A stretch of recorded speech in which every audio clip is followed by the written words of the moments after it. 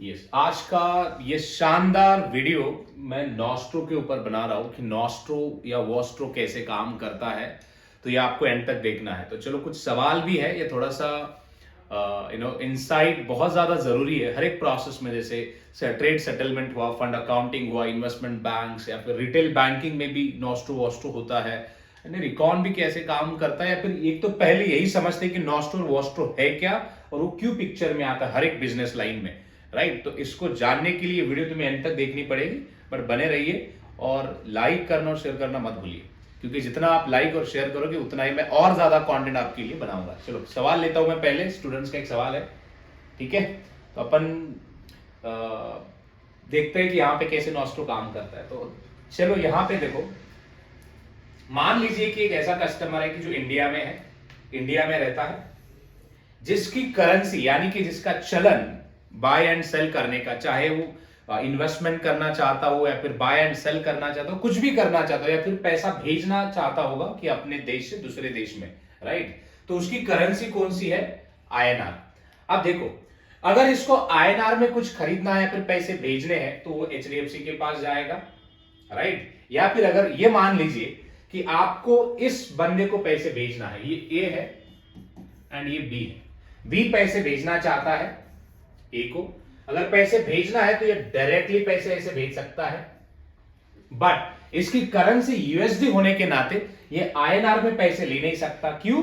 क्योंकि इसके देश में ये जो ए है, मान लो कि इसका आईएनआर के साथ ये क्या ही करेगा। जैसे आपके पास अगर मैं डॉलर दे दूं तो डॉलर आप यहां चला नहीं सकते। यहां पे तो क्या चाहिए? रुपीज चाहिए, राइट? 10 के नोट, 20 के नोट, ये चाहिए, सिक्के चाहिए, सही है ना? तो यही आप लॉजिक याद रखिए दिमाग में।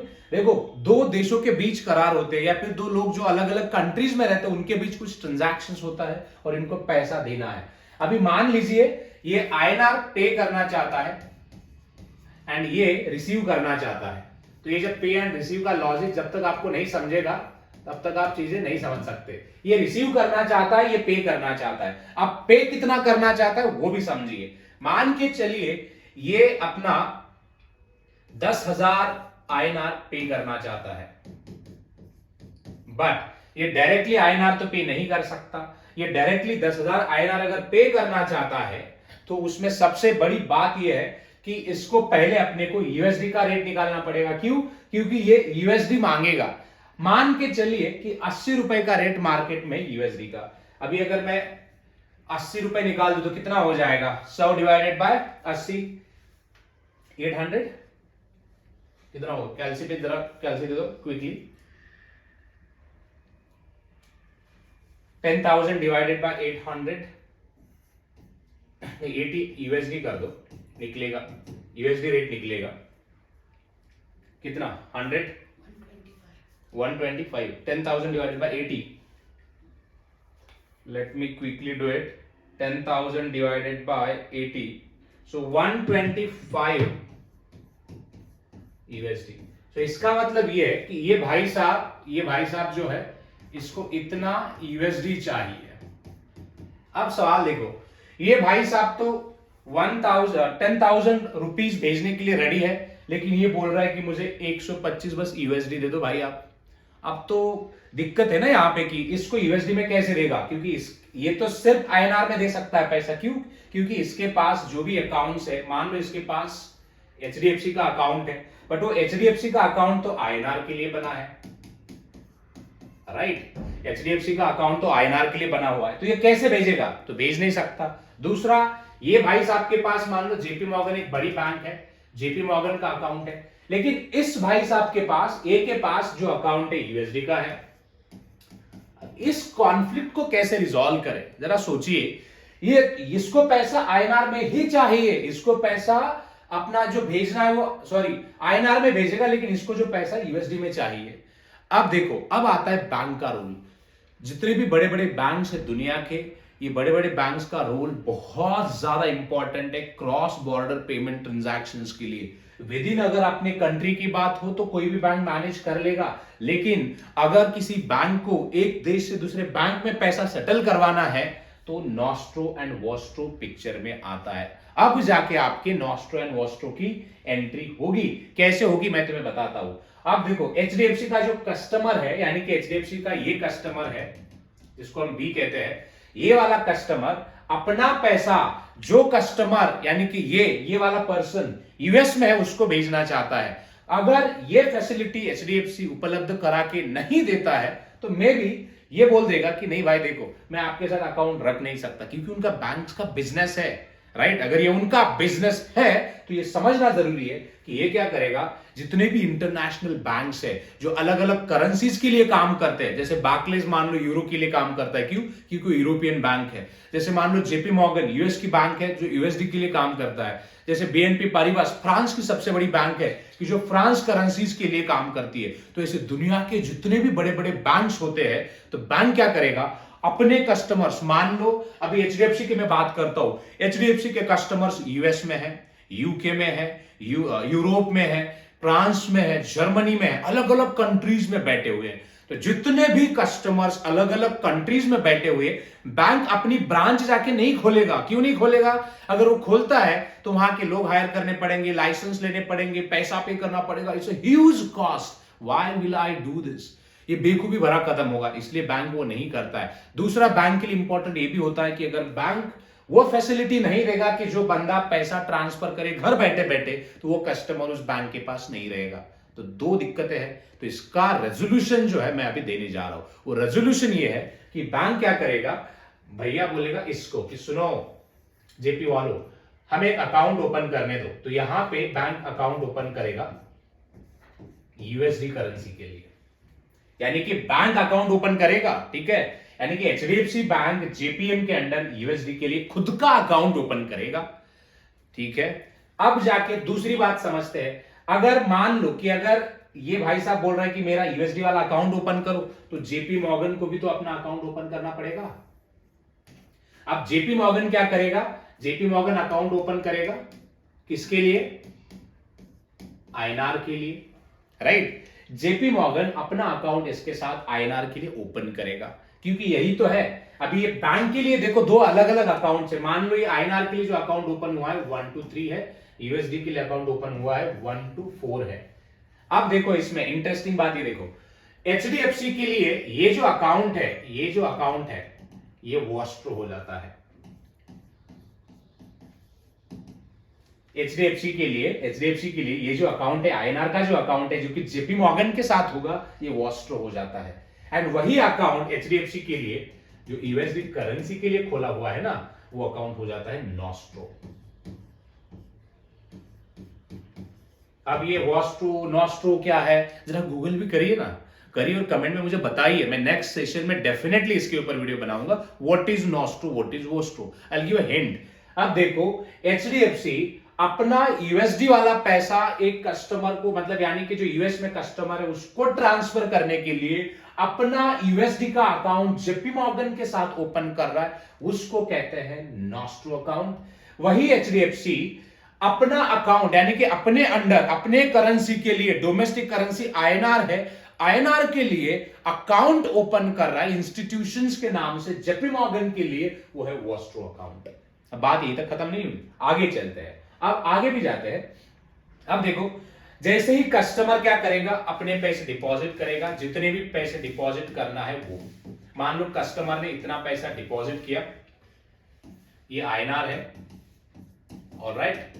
अब ये पैसे का जैसे एचडीएफसी में पैसे आते हैं, जो कैशियर होता है ना वहां पे बैठा हुआ, वो क्विकली आपको बोल देगा कि सर देखो आप 10,000 डिपॉजिट करने जा रहे हो, जो मार्केट रेट यानी कि इसको स्पॉट रेट कहते हैं हम, स्पॉट रेट यानी कि एफएक्स मार्केट में कंटिन्यूअसली करेंसी आपको 24/7 ट्रेड करती हुई दिखेगी, तो वो मार्केट रेट यानी कि स्पॉट रेट से बोलेगा कि आपको आपके पैसे को कन्वर्ट करना पड़ेगा। क्यों, क्योंकि आप डायरेक्टली 10,000 रुपीज डॉलर में नहीं बेच सकते। तो यहां पे पहला जो कॉन्ट्रैक्ट पिक्चर में आता है वो है स्पॉट कॉन्ट्रैक्ट, यानी कि उसी करेंसी के साथ स्पॉट में कन्वर्ट करने के बाद जो करेंसी निकल के आती है यूएसडी 125 यूएसडी। अब देखो बैंक क्या करेगा, यानी कि एचडीएफसी क्या करेगा, एचडीएफसी डायरेक्टली कस्टमर जब भी 10,000 डिपॉजिट करेगा, वो डिपॉजिट एचडीएफसी अपने आईएनआर के जो भी वॉस्ट्रो अकाउंट्स है उस वॉस्ट्रो अकाउंट्स में ये ट्रांसफर कर देगा, यहां पे पैसा ऐड करेगा। यानी कि बेसिकली ये जो अकाउंट है ये जेपी मॉर्गन का अकाउंट है, आईएनआर के लिए बना हुआ। ऑलराइट, अब दूसरी एक्शन क्या होगी इसको समझते हैं। जैसे ही यहां पे जेपी मॉर्गन को नोटिफिकेशन आ जाता है कि उनके आईएनआर अकाउंट में पैसा आया हुआ है, वो क्विकली उस पैसे को उस समय के साथ उसका स्पॉट बुक कर देते हैं। स्पॉट बुक करने के बाद इमीडिएटली कुछ करेंसी इतना बनता है मतलब इसी अकाउंट में, यानी कि जो अकाउंट एचडीएफसी होल्ड कर रहा है जेपीएम के अंदर, इसके अंदर होगा 125 यूएसडी का बैलेंस। यानी कि बेसिकली अगर देखा जाए एचडीएफसी ने आईएनआर में पैसा भेजा जेपी मॉर्गन को, एंड जेपी मॉर्गन ने वही पैसा कन्वर्ट करके जितना भी एक्सपोजर बनता है, फॉरेक्स एक्सपोजर कहते हैं उसे, वो एक्सपोजर जितना भी बनता है वो एक्सपोजर एचडीएफसी को अवेलेबल करके दिया यूएस में। यानी कि जिस करेंसी में, बेसिकली यूएस की जगह मैं बोलूंगा जिस करेंसी में चाहिए उस करेंसी में। अब ये 125 का जो एक्सपोजर है जब भी अवेलेबल होता है ना, तो ये एचडीएफसी के यहाँ पे जो भी मैनेजर बैठा हुआ है इसको नोटिफिकेशन आता है यस कि आपके नॉस्ट्रो अकाउंट में अभी 125 रुपए का बैलेंस है।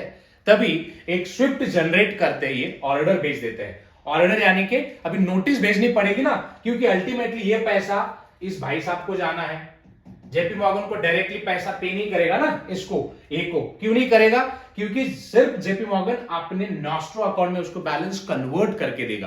बट जैसे ही बैलेंस आता है तो यहां का जो भी बंदा ये जो बैठा है एक ऑर्डर भेजेगा, और ऑर्डर भेज के ये कहेगा जेपी मॉर्गन को आप एक काम करिए, हमारे नॉस्ट्रो अकाउंट से जो भी 125 का बैलेंस दिख रहा है ना, इसको पे करिए। किसको पे करना है? ये कस्टमर है, इस कस्टमर का नाम मान लो मिस्टर एक्स है सर, या फिर ये है ये, एंड इसकी बैंक अकाउंट डिटेल्स है ये जो भी है। तो इस बैंक अकाउंट को जेपी मॉर्गन जाके उसको पेमेंट सेटल करेगा, एंड तब जाके फाइनली इसको पेमेंट रिसीव होगा। इस तरह से तुम्हारा नॉस्ट्रो और वॉस्ट्रो काम करता है। ये बहुत बड़ा नेटवर्क है। नॉर्मल अगर तुम्हें बिजनेस करना है, इंटरनेशनल स्टॉक मार्केट में ट्रेडिंग करना है, डेरिवेटिव में इन्वेस्टमेंट करना है, कुछ परचेस करना है, सेल्स करना है, इवन दो जितने भी ऑनलाइन कॉमर्स की जो कंपनीज है जो बिजनेस करते हैं, इंक्लूडिंग टाटा, ये जिनके अलग अलग कंट्रीज में ऑपरेशंस एंड ऑल, इन सभी के लिए ये नॉस्ट्रो एंड वॉस्ट्रो बहुत ज्यादा क्रूशियल है। इसके बगैर हम किसी भी ट्रांजैक्शंस को एग्जीक्यूट नहीं कर सकते।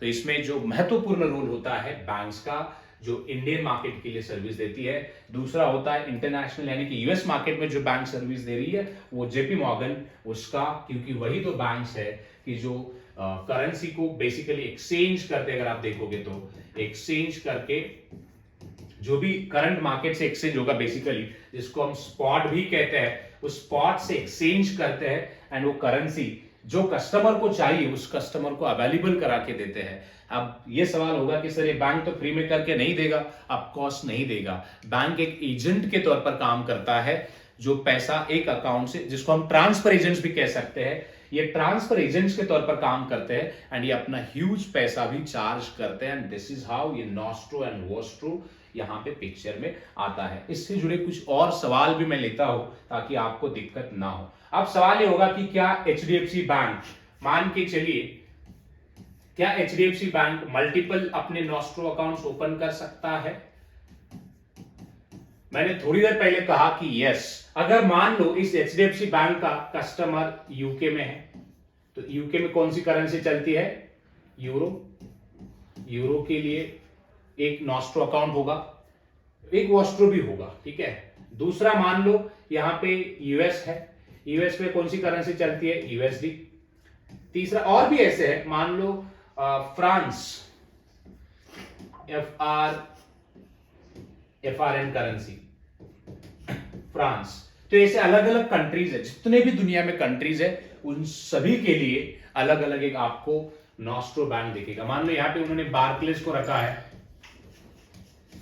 बार्कलेज एक बैंक है, यहां पे मान लो उन्होंने जेपी को रखा है, और यहां पे मान लो उन्होंने बीएनपी को रखा है। तो इन सभी के जो आईएनआर के अकाउंट्स होते हैं, क्योंकि आईएनआर के अकाउंट्स अगर नहीं तो ये ट्रेड नहीं कर पाएंगे बेसिकली, ये आईएनआर के अकाउंट्स, आईएनआर यानी कि अपनी करेंसी है, इनके आईएनआर के अकाउंट्स बैंक ओपन करेगा एंड ये आईएनआर के अकाउंट्स ये एचडीएफसी फैसिलिटी देगा उसकी, राइट। तो इसी को हम कहते हैं, ये होगा तुम्हारा बैंक के लिए होगा वॉस्ट्रो, एंड यही बैंक अगर ये अकाउंट्स करेंसी के लिए ओपन करेगा तो वो होगा नॉस्ट्रो। एंड ये क्यों होता है, जैसे मैंने कहा, इन्वेस्टिंग हो या फिर एक कस्टमर को किसी भी कोई भी कस्टमर हो सकता है एचडीएफसी का, जिसको अपना पैसा अलग अलग कंट्री से पे करना है, अलग अलग कंट्री में पे करना है या फिर अलग अलग कंट्री से रिसीव करना है आईएनआर में, कोई कुछ भी केस हो सकती है। इन दोनों केस में सबसे ज्यादा इंपॉर्टेंट रोल होगा कि जो बैंक्स ये इंटरनेशनल लेवल पे काम करती है अलग अलग करेंसीज के लिए, ये अपना एक अकाउंट एचडीएफसी के साथ ओपन कराएगी, एचडीएफसी अपना एक अकाउंट उनके साथ ओपन कराएगा, ताकि पैसे इमीडिएटली एक्सचेंज हो, ऑटोमेटिकली एक्सचेंज हो, एंड जो फैसिलिटी चाहिए वो फैसिलिटी अपने कस्टमर्स को मिले। ऑलराइट, तो ये था नॉस्ट्रो एंड वॉस्ट्रो। एक bank multiple nostro account open कर सकता है, अलग अलग करेंसीज के लिए ओपन कर सकता है। हाँ, एक करेंसी के लिए मल्टीपल अकाउंट्स ओपन करना कोई मतलब अच्छी बात नहीं है, क्योंकि वो हर बैंक फिर अपने अपने चार्जेस वगैरह लगवाता है, तो ऐसे नहीं होता है। एक या दो रख सकते हैं, बट इसके बीच और एक चीज है कि जो आपको थोड़ा सा होमवर्क भी करना है। आप मुझे बताओ कि इन सब के बीच स्विफ्ट का क्या रोल है। आपने स्विफ्ट अगर सुना नहीं है तो कोई दिक्कत नहीं है, गूगल कर लीजिए, नहीं तो मैं नेक्स्ट सेशन में मैं कवर कर लूंगा कि आप मुझे बताइए कि स्विफ्ट का क्या रोल होगा इन सब पेमेंट के बिजनेस में। ये पेमेंट ट्रांजैक्शन है, payment domain is one of the big domain, I would say दुनिया का सबसे बड़ा डोमेन है। इसमें बिजनेस एनालिस्ट, कंसल्टेंट, ये सभी लोग इसमें बहुत ज्यादा पैसा कमाते हैं, तो आप भी इसमें देख सकते हो।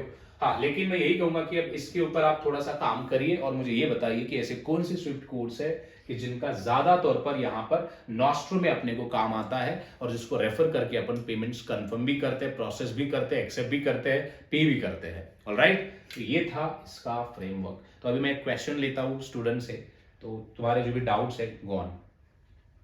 ये था नॉस्ट्रो वॉस्ट्रो। जो हम लोग ट्रेडिंग करते हैं तो उसमें ब्रोकरेज अकाउंट कैसे कनेक्टेड है नॉस्ट्रो से? देखो, ट्रेडिंग के लिए मैं बताता हूं कि अगर आपको ट्रेडिंग करनी है तो बैंक अकाउंट चाहिए, राइट। अगर बैंक अकाउंट नहीं तो आप पैसा वहां कैसे डालोगे ना। Broker can not accept physical cash deposit directly from customer. तो वो क्या करते हैं ना कि जो मान लो आपका ब्रोकर है आईसीआईसीआई, लेकिन आपका बैंक अकाउंट किसमें है? एचडीएफसी में। तो आपका जो भी एचडीएफसी का अकाउंट होगा वो ब्रोकर अकाउंट के साथ लिंक्ड होता है, एंड उसके बीच जैसे यहां पर डायरेक्टली आईसीआईसीआई से ब्रोकर जो भी है आपका कैश एक्सेप्ट नहीं कर सकता ना, तो वो क्या करते हैं, एस्क्रो अकाउंट ओपन कर देते हैं। एंड जब ये एस्क्रो अकाउंट ओपन करते हैं, जो भी पैसा आपको डिपॉजिट करना है आप डिपॉजिट करिए। आपको लगेगा कि वो पैसा एचडीएफसी से जा रहा है, लेकिन वो पैसा एचडीएफसी से जाके एचडीएफसी से जो लिंक्ड एक एस्क्रो अकाउंट है उस एस्क्रो अकाउंट में आता है, जो फंड ब्लॉक हो जाता है। जैसे आपने देखा होगा कि 5,000, 10,000, 20,000 जितने भी आपको इन्वेस्ट करने होते, आप उस पैसे को ट्रांसफर करते हो पहले। तो जो ट्रांसफर पैसा करते हो वो एस्क्रो अकाउंट में आता है, एंड जब भी पैसा एस्क्रो अकाउंट में आता है तो मतलब वही पैसा, जैसे आप मार्केट में जाके डायरेक्टली मान लो एनएससी, बीएससी उसमें जाके पैसा लगा सकते हो। इसलिए ये आपका अकाउंट, यानी कि जितनी बार भी आप देखोगे बाय एंड सेल जब भी करते हो तो स्टेटमेंट पे रिफ्लेक्ट होता है कि इतनी अमाउंट का पैसा चला गया, उतने अमाउंट का पैसा चला गया। तो उस तरह से ये काम करता है लॉजिक। एस्क्रो अकाउंट ओपन करते हो, एस्क्रो अकाउंट का पर्पस ही वही है, to create accounts for a temporary purpose to execute trades.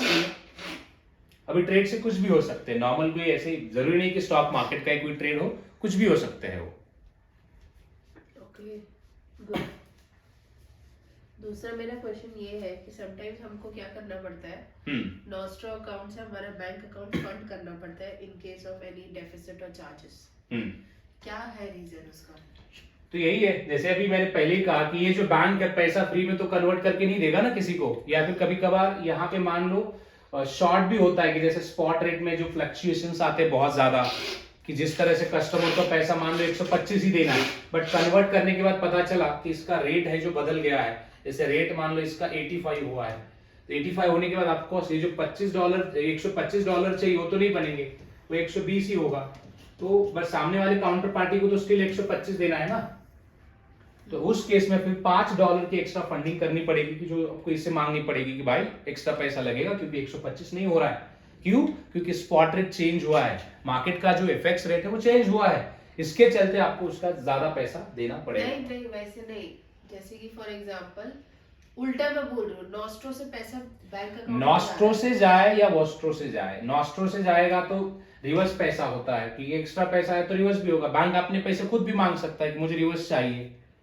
So depend करता है ना कि जैसे क्या कि एक्सचेंज है, ठीक है, एक्सचेंज हमारा बैंक अकाउंट डेबिट कर सकता है, नॉस्ट्रो अकाउंट डेबिट नहीं कर सकता। एक्सचेंज ने हमारा बैंक अकाउंट डेबिट कर दिया, चार्जेस या फिर रिबेट, तो उसको हमको फंड करने के लिए हमको नॉस्ट्रो अकाउंट की जरूरत पड़ती है, ठीक है, तो वो फ्लो के बारे में जानना था मुझे। तो जब भी चार्जेस होते हैं ना, सिंपल सी बात है कि नॉस्ट्रो अकाउंट से जो पैसा जाएगा तो आपको मतलब एज ए बैंक, जैसे एचडीएफसी को जितना भी पैसा रखना है, एचडीएफसी का खुद का भी पैसा अगर चार्जेस पे करना है ना, उनको खुद के अकाउंट से पैसा डायरेक्टली नॉस्ट्रो में ऐड करना पड़ेगा। वो कैसे काम होता है मैं थोड़ा सा ब्रीफ करूंगा यहाँ पे। जैसे मान लो यहाँ पे एचडीएफसी बैंक है, ये एचडीएफसी बैंक है, इसके दो अकाउंट्स आपको देखने को मिलेंगे। एक होगा एचडीएफसी का फर्म अकाउंट जो खुद का पैसा रखेगा उसमें, और दूसरा होगा नॉस्ट्रो अकाउंट। नॉस्ट्रो अकाउंट, मान लीजिए कि नॉस्ट्रो अकाउंट में एक ट्रांजैक्शन हुआ है, जो प्लस आया था वो 125 यूएसडी था, वो चला गया, आया था और वो चला भी गया, 125 यूएसडी वो चला भी गया, राइट। अब जीरो बैलेंस है, बट इसके चलते जो जेपी मॉर्गन ये फैसिलिटी दे रहा था, जेपी मॉर्गन बैंक, अभी उन्होंने कहा कि भैया सुनो कि हम आपको $5 का चार्जेस लगवाने वाले हैं, 5 यूएसडी। अब इस बैंक, ये जो बैंक है, ये तो चार्जेस कौन भरेगा? बैंक, बट अल्टीमेटली बैंक ने, इस बैंक ने जो भी एंड कस्टमर है उसको चार्जेस लगवाए होंगे ना आईएनआर में, राइट। जो भी है $5 का मतलब 400 के आसपास का मान के चलिए, 400 इंटू अगर हम 80 कर देते हैं कितना होगा, 40 यूएसडी के आसपास बैंक ने इसको पहले ऑलरेडी चार्जेस लगवाया होगा। सो बैंक के पास इसने चार्जेस दिए हैं, बट वो आईएनआर में दिए हैं। कोई बैंक फ्री में सर्विस नहीं देता है, उसने बैंक में पैसे दिए, लेकिन अब ये जो चार्जेस है इसको जाने, जेपी मॉर्गन को जाने, लेकिन जाएंगे किससे? जाएंगे तो बेसिकली नॉस्ट्रो अकाउंट है उसमें, यानी कि बैंक को क्या करना पड़ेगा, अपने नॉस्ट्रो अकाउंट में फंड करना पड़ेगा। कितना? 5 यूएसडी। बैलेंस जब 5 यूएसडी अवेलेबल हो तभी ये बैंक जाके अपने चार्जेस ले पाएगा, रिवर्स कर पाएगा या फिर निकाल के ले पाएगा। इसलिए क्या होगा कि ये जो बैंक होता है ना, कि बैंक के पास जो भी पैसा आया हुआ है फर्म में, एचडीएफसी के फर्म में जो भी 400 रुपए आया हुआ है, इसको अगर आप कन्वर्ट करोगे 80, जो भी बनेगा $5 यूएसडी, ये $5 यहाँ पे बैंक ऐड करने को बोल देता है, क्योंकि बैंक क्या करेगा, उनके आईएनआर में 400 ऐड करेगा एंड बोलेगा कि इसमें आप $5 आप हमारे नॉस्ट्रो में ऐड करिए एंड देन आपके रिवर्स कर लीजिए फॉर अकाउंटिंग पर्पस। तो ये ऐसे काम होता है इसमें, ऑलराइट। तो ठीक है, आज इतना ही। अगर आपके भी कुछ डाउट्स उससे रिलेटेड तो आप लेके आइए, हम डिस्कस करेंगे और ज्यादा डिस्कस करेंगे और हम और अच्छे से इन डिटेल में डिस्कस करेंगे इसके ऊपर। Thank you very much for watching this. Description में चेक करिए, मैंने एक बोनस लिंक दी हुई है आपके लिए, और एक मैं मास्टर क्लास लेने जा रहा हूँ हेज फंड अकाउंटिंग के ऊपर, बहुत इन डिटेल उसमें इंसाइट होगा। 3 आवर्स का ये मास्टर क्लास है, तो इमीडिएटली उसको एनरोल करिए एंड सीखिए, सो आगे बढ़िए। Thank you.